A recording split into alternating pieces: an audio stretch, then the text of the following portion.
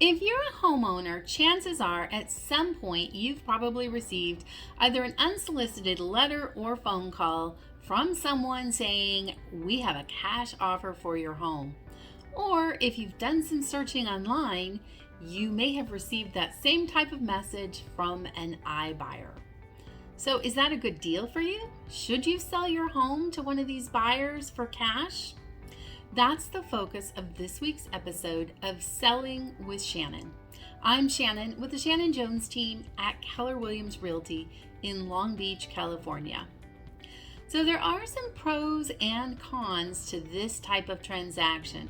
And to be clear, this would be a sale of a property that hasn't been listed in the multiple listing service and marketed broadly to as many potential buyers as possible. That is the best way to ensure that you're going to get a price and terms that work for you. But what about when you get an unsolicited offer? We're focusing on those pros and cons. So let's start with the pros. This is typically going to be a fast sale with fewer hassles and less hurdles to jump over. So you may not need, for example, an appraisal contingency, and the buyer may not be as picky about condition issues as a traditional home buyer would. But what about the cons? Well, the biggest one, honestly, is price. So investors and iBuyers are in business to make a profit. And the way they make a profit is by buying your house for less money.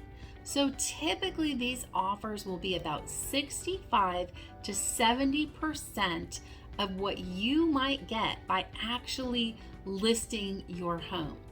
Sometimes people think this is a great deal because they're going to save money on the commission. Here's news.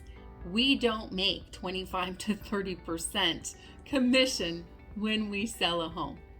The other potential con to this is that these buyers are sometimes in a huge rush. So if you want a slightly longer escrow, if you don't know where you're going next and you want some time to move, or if you want someone negotiating on your behalf, selling directly to an iBuyer or an investor for cash may not be the route to go. Here's the best thing you can do if you get one of these offers to evaluate whether or not it's in your best interest. Look at the actual market value of your home and how it compares to the offer to make sure you're okay with that gap. How can you get the market value?